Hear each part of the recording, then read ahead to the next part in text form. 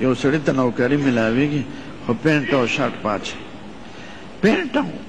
شرټ اغوستل څه حرام نه دي خو مشابهت د کافرانو سره دی زمونږ دین کې غیرت دی دا غواړي چې زمونږ تهذیب خپله جامه د بل دپاره مه بدلوه او خپل تهذیب دپاره مه بدلوه او کمال زده که د هر قوم نه خو خپل اخلاق خپل تهذیب خپله معاشره مه بدلوه دوی د نورو قومونو په جامو کې او په معاشره کې نقل کوي او په کمال کې نقل کانوکیشن حال کې به د سندونو تقسیمي زمونږ گورنر صاحب به د پادریانو هغه ټوپۍ په سر کې هلکه دغه ټوپۍ ولې په سر دا وایي زمونږ نیکان کوي برطانیه کې ستا نیکان دغه دي